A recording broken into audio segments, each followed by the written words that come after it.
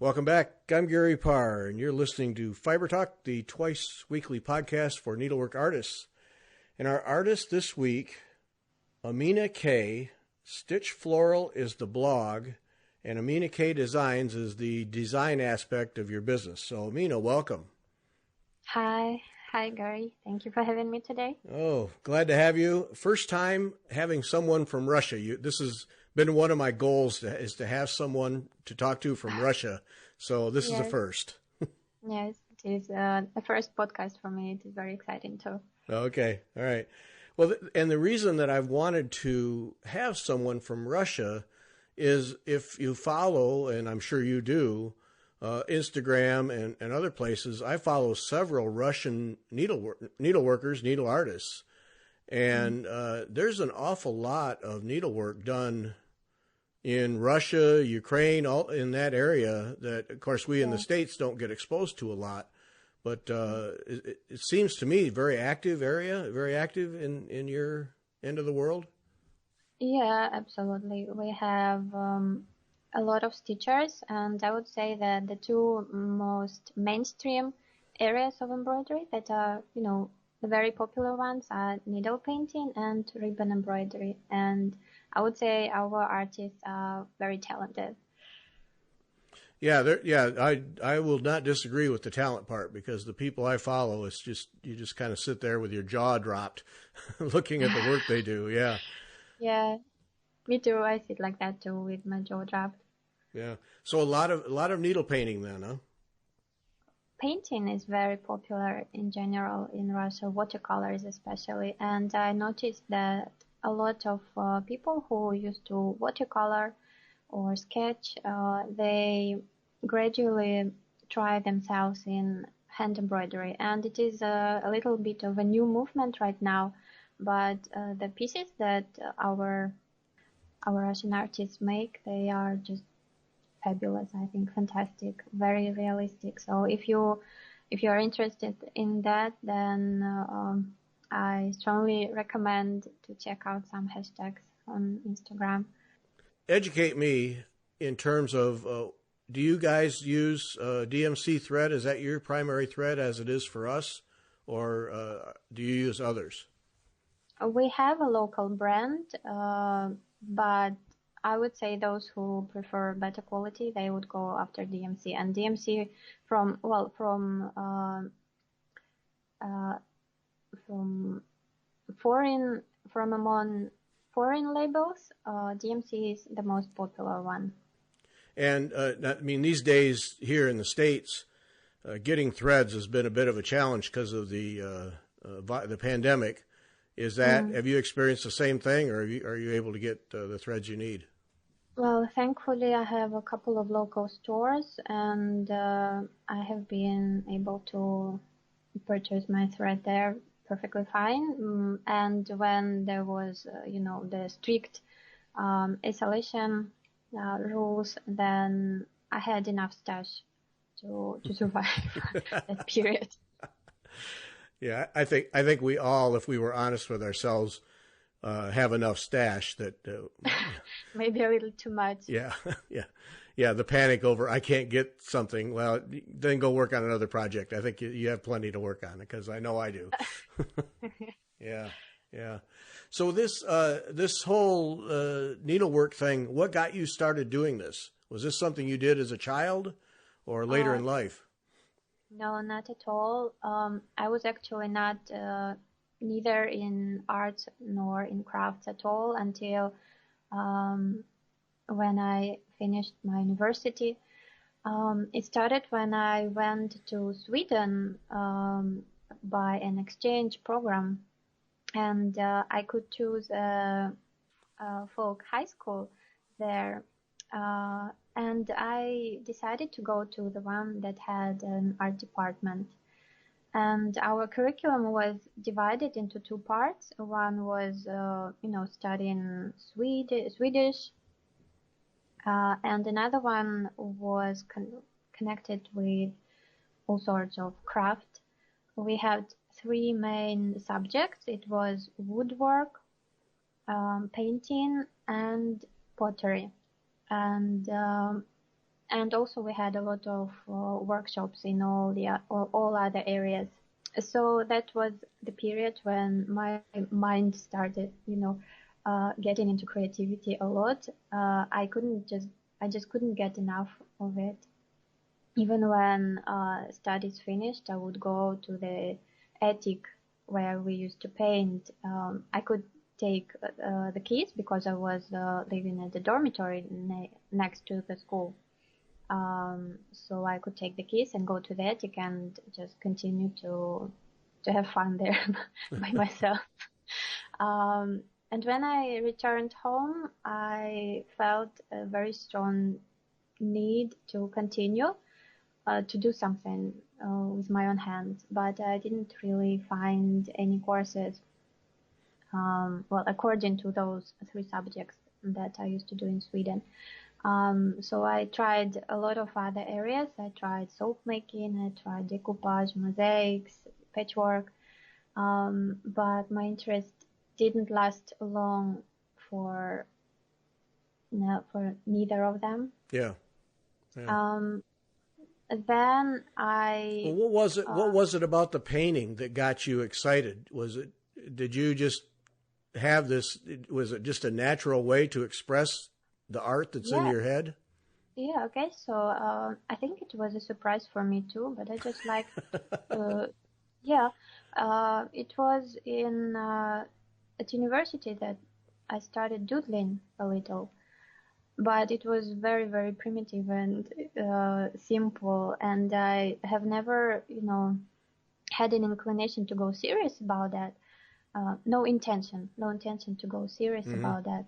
Um, but it was just, it was there when I was surrounded by that atmosphere. I think I just fell in love with the vibe of doing something with your own hands and with expressing yourself and pouring yourself out into some medium. So I just couldn't get enough of it. And when I maybe even got addicted to it. So yeah, when I returned home, I frantically started searching any other option. Um, and I found at last a workshop here at my hometown, um, a workshop of ribbon embroidery. Mm. We stitched there a very simple motif. Those were daisies with very simple straight stitches using ribbons um, on a printed fabric. But they showed all the necessary basics, how to start, how to end, and the result was so pretty, and it got me interested in ribbon embroidery. I started searching on Pinterest and on Google Images, Yeah. and Yeah. saw all the wonderful works. It just blew my mind that something like that was possible. I can probably promote our Russian ribbon embroidery artists too here because they are just amazing. They write a lot of books too.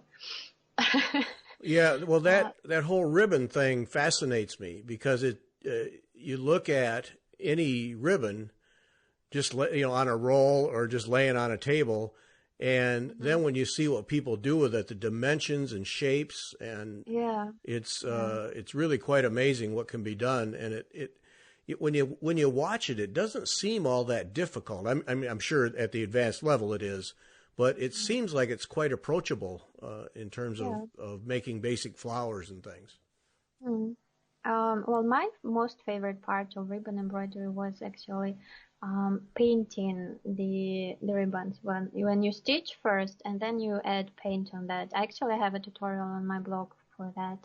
You make the You and then you Yes, paint. So you add color after the fact then. yes, you take a white ribbon, you stitch a flower, all in white, and then you paint it with fabric paint or with watercolors maybe, and you add colors on top of that Hmm. uh, white ribbon, and so it starts looking very realistic.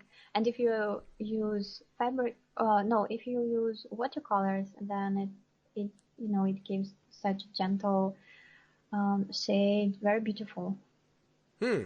That's interesting. Is that Yeah. the normal way for ribbon artists in Russia? Is that what they normally do, or is that your way because you like to paint? Yeah, I'd say it is very popular, and I was definitely inspired by our Russian artists. Do you have artists all around, ribbon and needlework artists in your area quite a bit? Not in my area, but across Russia. Oh, Yeah. okay. Unfortunately, I can't give certain names because I have been out of that field for several years. Yeah. um, so I don't follow them anymore. Unfortunately, I'm very sorry, but I'm still very proud of them. Well, that's, yeah, going through your blog, that was early on in your writings where you were doing ribbon embroidery, and then, yeah, it just kind Yeah. of faded out of your interests as you moved on Yeah. to, so you moved on to embroidery. What makes you move on from ribbon embroidery and painting? A bit. Yeah. I'm not sure myself. I Oh, wonder okay. about that too. Well, it happened also very unexpectedly for myself. I was working some ribbon embroidery projects, and I decided to add thread. I remember two projects. In one project, I just added grass. So I attempted to add realistic grass on the background of the main motif. Yeah, and I used a thread for that because, well, it is thinner, so I was hoping for a more realistic effect. And I really liked that. And when I was preparing to do that, I had to Google some stitches because I didn't know how to use thread. I mean, there are certain similarities between ribbon embroidery and thread embroidery, Right.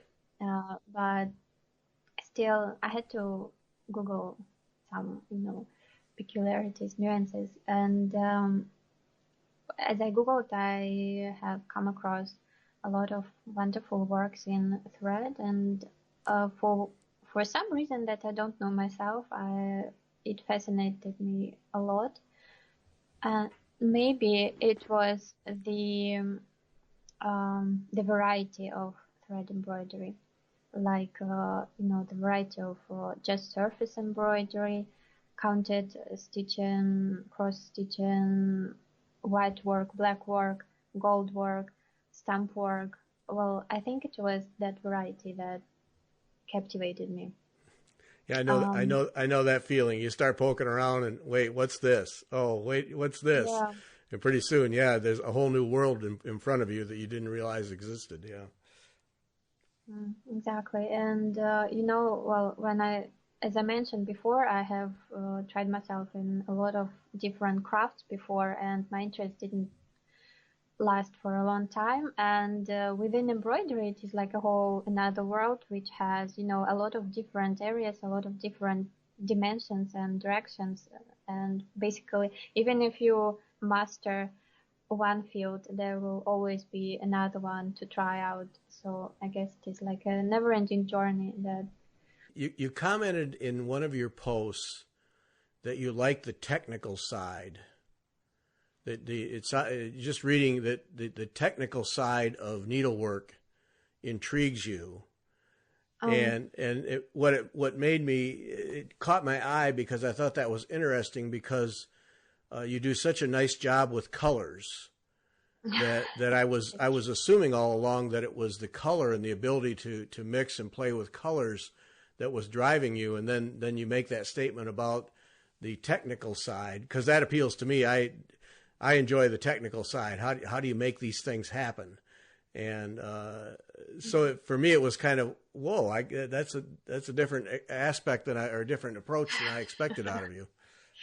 I think that I'm more intrigued. Well, not more. I'm actually very, very fascinated by colors as well. But I paid a lot of attention to technical side because I'm not very good at it Oh, myself. okay. That's why I think so. When I see others' works of embroidery, I am very often,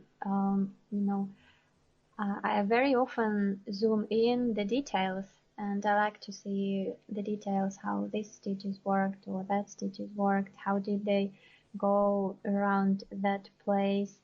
Um, Well, not to critique, but it fascinates me how other people manage or how they approach certain, situations, certain problems. Um, well, not problems. I would say tasks. Maybe tasks Yeah. would be better. Yeah. So you basically self-taught then. Yeah, absolutely. Well, if you if you may consider it, although I would say I had online teachers, you know, Mary Corbett, Needle and Thread Mary, blog with a Mary lot of Corbett. help. Mary Corbett is everywhere. She's just everywhere. Yeah, well, because she's put in a lot of herself in Yes. that field. So I guess it is only expected that she has so much, received such a big, what is it, feedback, no? Response? Well, yeah, she has an incredible following. She has a very active audience, but you're right. I mean, what she does and what you can learn from her website in all areas of needlework is just amazing. Yeah, I mean, so I would definitely say that she was sort of a teacher. Um, yeah, yeah, she's a special one. There's no question about mm, it. Just reading her blog this morning, I never miss a post because yeah, there's, even if you're not interested, there is always something to learn from her. And definitely. yeah, that's And she's so creative, but all the technical aspects she has them. She can explain them, she can show you, but then along with that is just incredible creativity, and yeah, she never absolutely. seems to run out of ideas. Yeah. Um, yeah, when I had any questions about how to choose fabric needles, or how to wash, how to iron, how to prepare, Hmm. her blog was the first one where I would go. Yeah, well, that's a Yeah, good and resource. yeah, and so I'm very thankful. I have my own blog now, and I also receive response from people who I have helped, who benefited from information that I put out on my blog. But you could say that she was the first link in this chain. Yeah, well, and that's where Beth Ellicott turned me on to your blog, and well, it was the post that she and I talked about, where you talked about talent and fear Yeah. of talent. I love that phrase, fear of talent. And Mm. I mean, Beth and I have talked about it several times. We talked about it on a show, and I've talked about it with other people. But that particular post has just absolutely stuck in my head.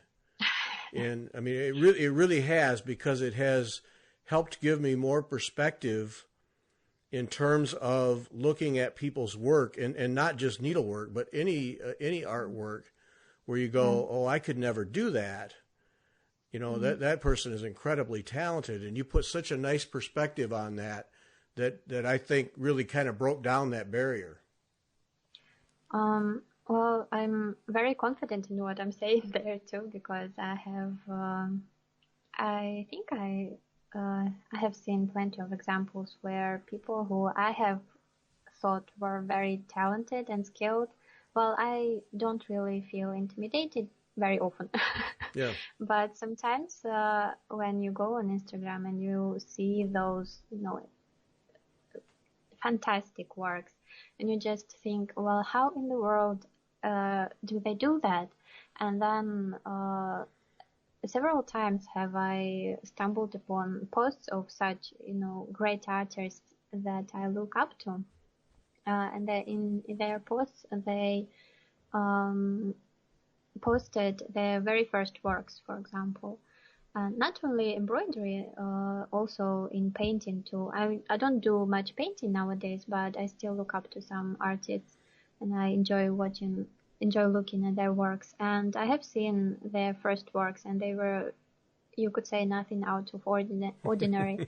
So I think it is also our responsibility to not put such people, how do you say, not to put them so high on a pedestal when you think that they are, they are just born like that, because it is sort of disrespectful to their own efforts and how much time they put into their art, into their skills, how much time they spend honing their skills. Like, I think when we say stuff like, well, they are just talented, it dismisses a lot of their effort. Yeah, and that's exactly what has altered my thinking, is just that very approach. And when you say almost disrespectful, I think that there's a lot of substance in that statement, because we don't, as a rule, we do not give what we view as highly talented people the credit for the hours and hours and hours, and a whole bunch of work that's just been thrown away because it just didn't work out the way they wanted it. But they never give up. They just keep going after it to get what they want. Yeah. Exactly. Yeah. And I forgot what I wanted to say. Well, it's just I mean, I think we can even see that in your work, where you have persisted with your design work and produced now some beautiful pieces. But you're a perfect example of that. Painting, learn the needlework, learn how to design, and no real art background behind you, and you've worked it out through just sheer effort, and now can produce stuff that at least stops my eye. I do think that there are talented people who have a head start. Like, for example, I can start embroidery right now, and another person can start embroidery right now. We start at the same time, but one of us will pick it up faster and will get better at it faster. So I do believe that there is this kind of head start that some people do have, but I also believe that head start also is due to some kind of circumstances before. For example, they used to do something with their hands before. Maybe they used to mend their clothes a lot. That's why they're used to, to using the needle in their hands, right? Mm-hmm. Or maybe they're used to doing pencil sketches, so their eyes are used to those small pencil strokes. So I do think that any head start is, can always be brought back to some kind of circumstances that they also deserve credit for. Mm-hmm. Yeah. Like I can also actually tell a story connected with my English speaking skills, because I was not, it is a foreign language for me. But I did have a head start at primary school, because my parents started teaching me at about, when I was about 4 years old. They started teaching me cat, bat, rat, all those simple words in English. And when I was at primary school, I was ahead of the whole class. But, some peers, they could think that, well, she's just smart. She's just, she's just genius. She just has a big brain or something like that. But in fact, there were circumstances before that led to that head start. Right, but then in your English language, you've worked at it too. I mean, I can. Yeah, definitely. A lot of courses. Well, I mean, you've worked at it, but in your writing, I mean, your writing, no one would really know that it's a second language for you, and that's just sheer effort. That's making sure you keep using it, learn how to structure sentences and use the words, and that's, I mean, to me, that's impressive. I mean, I do well. No, I do English and nothing else. I know a few words of Spanish and a couple of French words, but that's it. And so when someone comes along and can converse comfortably in a second language or a third language, I mean, to me, that's very impressive, because I don't have that ability, but I've never had a need or or an environment that required that. And the trips I've made to Europe, it just amazes me how people in Germany and Switzerland and can just bounce around in different languages because it's they have to. And but then you've worked hard at it, and it's paid off as you've worked hard at your embroidery, and yeah, you get the results out of it. So yeah, a little head start in school, but still, you kept after it, and I'm sure classmates didn't. Yeah, well, actually, I wanted to tell you a story on this topic. When I was finishing my high school and it was time to choose university you would go to, then it was time to to decide what kind of exams you would do. And there was one girl in my class, and she was not very interested in English language before that. But then she decided to go to a university, and a good English knowledge was a very important requirement. And so you know what she did? In about 1 year, she went ahead of me. Yeah, it was amazing. I'm still shocked at that. It took her about 1 year, and at the final exam, I scored 92 and she scored 99. Oh. Can you believe? Well, that was sheer effort, perseverance, and patience. Mm-hmm. And, being focused on your goal. So I think everything is possible when you have a certain mindset. Yeah. And made you mad. No. Yeah.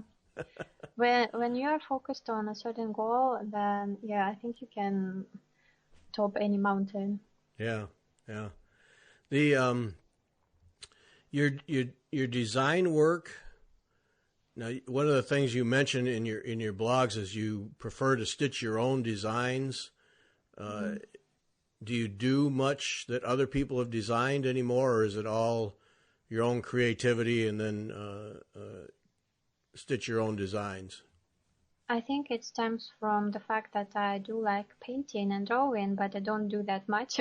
So at the very least, I can design my own embroidery designs and decide on colors.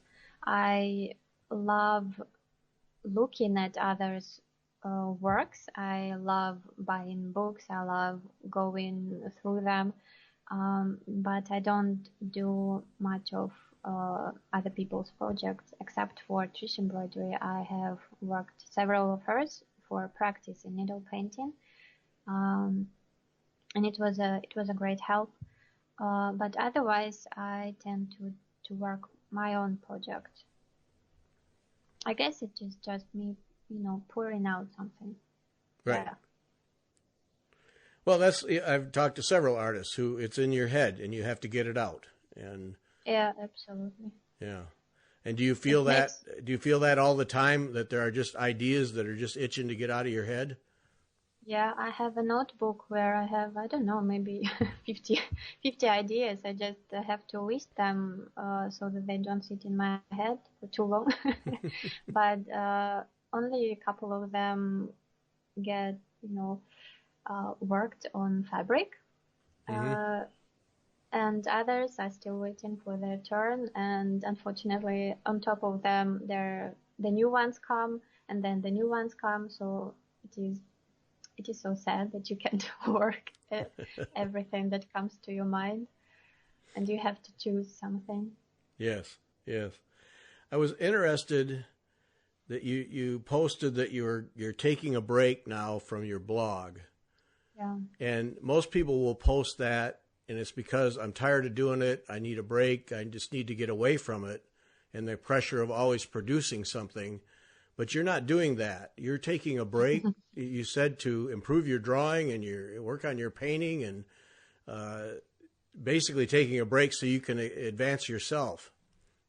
Yeah, well, actually, not a break from my blog, but a break from designing new projects for my Etsy shop. So I will probably still keep on posting on blog, but not make new designs until I feel that I advanced a little in my skills, because I do feel like I kind of hit a ceiling where I have too many ideas in my mind, but I am not, not confident in my current skills to make them, to turn them into reality. So I would like to, I would like to understand more how to combine colors and would like to improve better in my drawing skills. Well, I mean, I think that's admirable that you reach a ceiling and, all right, I'm going to take a little time here and break through that ceiling and find a new level. And now, is this all that you're going to do on your own, particularly like your drawing skills, or are you taking some online lessons, or how are you approaching that? Well, for now, I bought a book for for drawing, so I'm doing some exercises from there. I do feel interest in watercolor courses, but I am taking my time for now because I I want to finish a course first for embroidery journaling, and then to dive completely into all the self how is it self Self-help? self perfecting. Oh, okay. Uh-huh. Yeah. And as you work on this, I mean, do you have designs that you know where they want to be, and so it's just that you don't feel like you have the skills right now to execute those, so you're Yeah. trying to develop that till you could get the designs the way you want them. Yes, yes. I do have a certain image in my head, for example, but well, sometimes the images in your head can be vague. So as you work on it, it shapes into life. But sometimes the image is very, particular. But I have no idea, for example, how to bring it to life, how to uh, for example, I don't think that I am good enough at um, creating a good contrast in needle painting. Like I do, it is a guess game for me for now. How, how it goes from lighter to most to a stronger color. Mm-hmm. But for now, it is a guess game. So I have several designs which thankfully turned out well, I think, but it was mostly a guess game. But I want to be like very sure in what I'm doing, and I want to add a little bit variety in colors too. So, for example, if it is a pink flower, for example, right? I don't want it to be just going from lighter pink to a stronger pink, but I want to make it more realistic or more interesting in colors. So add some other shades, for example. But to add some other shapes, I think you need to have a better idea of how colors work. Mm-hmm. So that's why I hope to improve that. Well, self-improvement, not self-perfection, self-improvement. Yeah. Okay, so that's interesting. So basically, you want to get away from the trial and error approach and be able to sit Yeah. down and say, "This is what I need to do to execute this." Yeah, so I want to be able, hopefully, to have an image in my head, and I want to be able to get it on paper at the very least, more or less detailed, right, with colors more or less on point on what I have in my head. Yeah, that's the goal.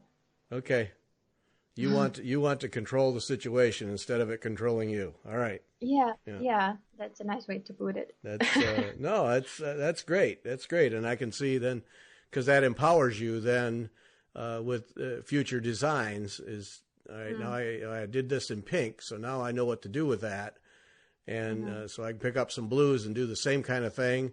And then within that, you can start to create your variations too. It's not Yeah. a lockstep thing, but these are the shades I used here. But over here, I'd like a little different like to stretch a little bit. Yes. Yeah, yeah. You mentioned in one of your, I read a lot.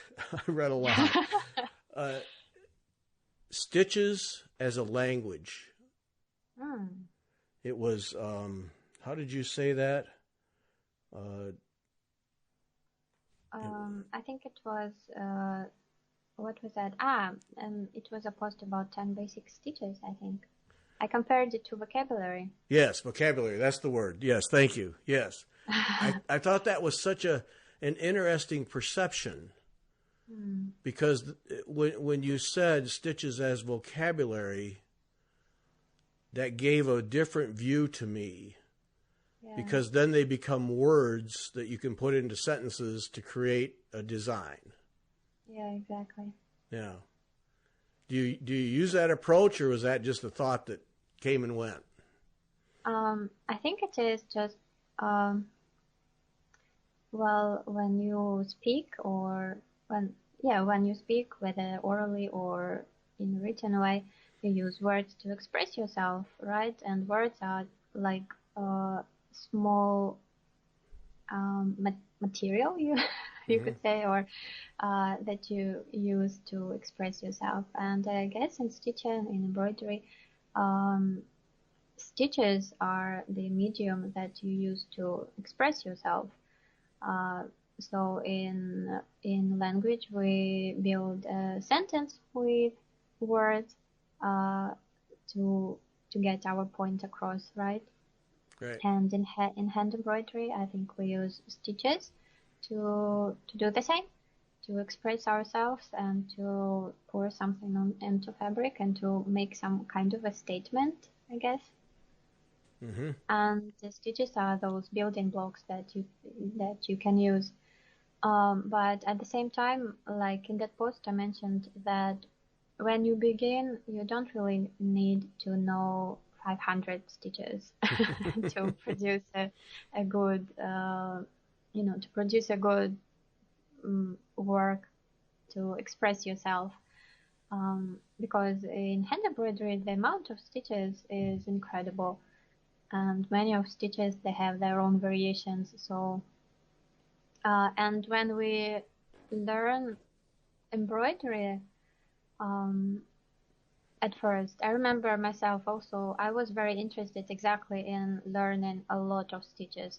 I was feeling like I need to know this one, this one, this one, this one, and as it turned out later, I don't use many of them. I just I have my favorite ones and I stick to them.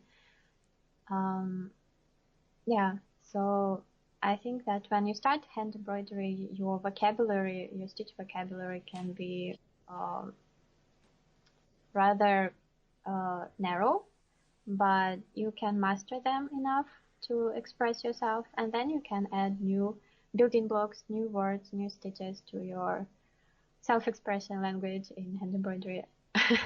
Yeah. No, I think that's very insightful. It helps because one of the questions you had frequently asked questions. I think one of them was, how many stitches do I need to know, or something along those lines. And as you just described, not necessarily a whole lot of stitches. It's just how you use them. Yeah. Well, I think when you start, you can be confused about a lot of things, and you might think that you need, 10 types of fabric, uh, 20 needles, and 100 stitches. But, well, I think it is because we are very excited at the very start. But the truth is that you will most probably stick to several of them in surface embroidery, and well, it depends also what kind of surface embroidery you do. But at the very start, I think it is most likely that you will stick to your favorite ones.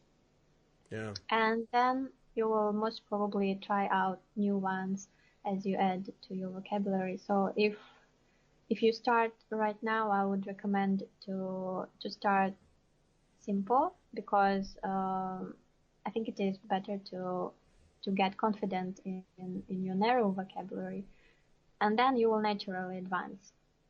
there is no hurry to learn a whole lot of them. Yeah. It will come naturally. It'll come as you need them. Yes. Hmm. Yeah. Yeah. Do you have uh, surface embroidery, but do you have other techniques that you dabble in, or techniques that you'd like to learn to expand Mm. your skills?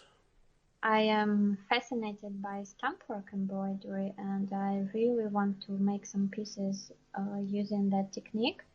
Um, I do have a course on a stamp work brooch. We did a rose, a white rose. Hmm. So I did I did try myself in stamp work. I do like it, but I just don't do it a lot, which is a pity. And I really want to do more of that. And I'm also very fascinated by gold embroidery. But Yeah, this is like a that makes two of us right there. Yes. yeah, but it feels like a whole different world for now. So I'm keeping it in my mind, but I think I will take my time for Yeah. now. Well, I think Mary Corbett said to me once, because I was saying, "Oh, this gold work," because gold work just fascinates me, Mm, and she said it's really not hard; it's just tedious. tedious, In yeah, in and that you just have to work on it to make it exactly right all the time. So each of those mm, threads lies consistently distance wise and is smooth. But she said yeah, it's not hard, and I've always kind of kept that in my mind, just remind myself, because some of that gold work stuff that you see people do is just jaw dropping. And but then, like, the approach you take, all right, let's dig in and see what they're doing and how they go about it. And it does not look that difficult technically, but um, definitely some patience, definitely. yeah. I think what stops me is also the issue with materials. Mm. Because in my area, I'm not sure where to source them. Although I know that there are people who do gold work, but they source their materials, I think, we from some places connected with churches, because our artists, gold work artists, they do a lot of um, how is it called? Icons for churches. Oh yes, With ecclesiastical. yeah. Yeah. Ecclesi- ecclesiastical embroidery, yeah, for churches. Here, let's Um, practice that word for a while. ecclesiastical, Ecclesiastical. Ecclesi- Ecclesiastical. ecclesiastical Yes. embroidery. Yeah. Yeah. And I'm not sure where they source it exactly from. So I'm taking my time with that for now, and I'm just looking at it with my jaw dropped, like you said, what and what you should appreciate what you should do appreciate the is talent. what you should do is become friends with one and just say, "I'll take all of your scraps. Just Do give you? me your waste basket. I'll empty Yeah, that yeah, out yeah. for you." Yeah. Do you have any extra ones? We all do have extra ones. Yeah. Well, and I got to believe that in Russia, I mean the church Mm. vestments and other things that I've ever seen are just stunning, just loaded with heavy Yeah. embroidery and gold work. There must still be an awful lot of that done these days. Yes, they are very richly embellished. Mm. I'm not very knowledgeable about the details and exact traditions of that, unfortunately. But it is real. It is true. Yeah. Yeah, I think you just need to find one and just hang out. Just say, I just want to watch. Yeah, but not. I don't know any in my area, so heading heading around together would be um, very difficult. What are what are shops like? What are needlework shops like for you? Are they a variety of needlework, or do they tend to specialize in one area or another? They have a lot of Uh, classes. Any of that? our shops are totally focused on cross stitching. Oh, Like Absolutely. Mm. Cross stitching is very popular here. Even um, all ages, all women of all ages do that. Men not so often, but there are very popular male stitchers too. Um, and cross stitching, I think, is something similar to I don't know, to drawing. Maybe drawing is a very well, I don't know how to how to say that. Well, cross stitch is definitely more popular than surface embroidery, Mm-hmm. and more. I would I would say it is even more popular than ribbon embroidery. Mm. It is like a very common pastime activity. Mm-hmm. Very For common all ages too, though. for all ages. Yes, it is just different ages prefer different types of designs, I guess. Like our aunties would rather stitch more painting like cross stitch designs, those big scale painting like projects, and more, well, the younger audience I think prefer more to stitch some modern cross stitch designs, and Japanese cross stitch artists are very popular here. Their books are very difficult to source. Even though I don't do cross stitching, I also want to have one in my stash. Yeah, I guess this is more popular among younger audience. Are there a lot of cross stitch designers in Russia, or are most of them, like for instance, the Japanese, where you basically have to import the designs? I think there are cross-stitch designers, but they mostly work for magazines, and Oh, I wouldn't say that they have a big following, and would have a name of themselves. So this is a design by this and this artist. It is more of working on companies who produce, these kits, oh, cross-stitch uh-huh. kits, Yep. and working on for magazines. Okay. So to have Russian designers who you say I collect all of her designs, you don't really have that. Um, in cross-stitch, I don't know. Oh, okay. I think I saw one cross-stitch designer from Russia who sold very pretty designs, watercolor-like designs on Etsy, and I think also one more designer, also very watercolor-like uh, projects.